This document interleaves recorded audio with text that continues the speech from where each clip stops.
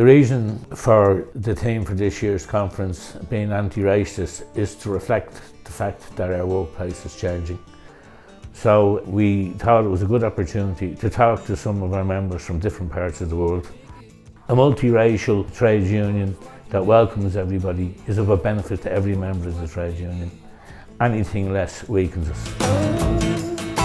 So I'm from Brazil originally, and I've been living in Ireland for 5 years and 3 years working for Post.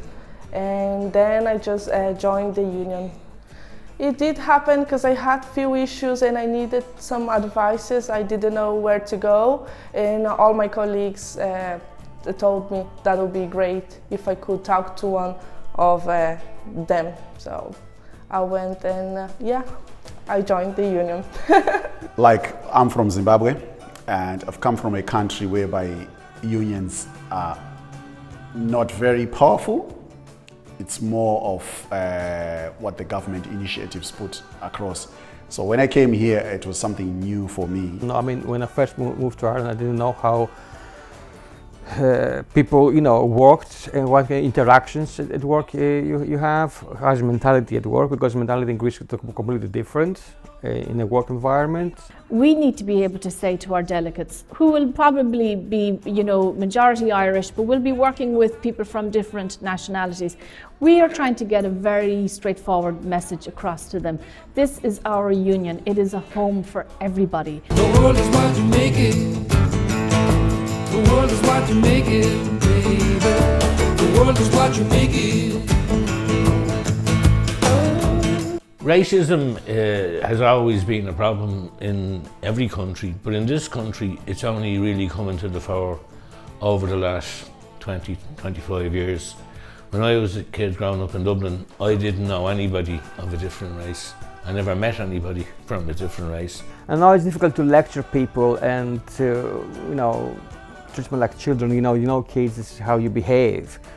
But in the end of the day, some people might not have the chance to experience with other people from different backgrounds, either it's ethnic or racial or sexuality, depending. That started to change with the Celtic Tiger, and we saw an influx of people from Africa and particularly from Eastern Europe. And for the first time we saw the seeds of racism as people tried to blame those people for the sins that were being committed on them by the establishment. Ireland is an increasing multicultural society, and that workplaces have to be adapted to reflect that. Like, if you're black and you come in, you don't know your rights and you're not in the union, I feel like employees or management, they can think, oh, this one doesn't know anything, we can treat this one different to the other ones because they don't either speak proper English or they don't understand. Language-wise, when somebody say they are grand, when you're back home, you might not even know what that means to you. And there are some words which are used usually, but they are not offensive languages. But some people take them as offensive. But it's when you try and understand another culture against yours, and the moment you know that people are different, we are all unique, it's about acceptance, and it's about having to accept and respect each other's point of views. It's the only organization that really represents the working class, and you need such an affiliation, because a lot of the time employers could mess you around. There are economic benefits, there are social benefits, there are cultural benefits to it. All of those benefits make us, a more equal society. Don't start to hit me with your no can do. Losing, working on the night or two. Clean up them windows, let the sun shine through. There ain't no happy time without no pain. Heartbreak, new days, move on the alleyway. Pick up them pieces, hit the road again. Even though we are a multicultural society, and we have been that way now for some number of years, it doesn't mean that we still don't have problems in the workplace. A lot of people from different backgrounds are afraid to speak because they're afraid that their position might be threatened or they could be replaced, so they don't speak. So they sit back and take whatever's given to them, rather than where if you were in the union and you did go and tell the union rep what was going on. I feel like they'll be able to tell you your rights and let you know that no, the employer can't treat you like this. You know, one, you have you may have the language barrier.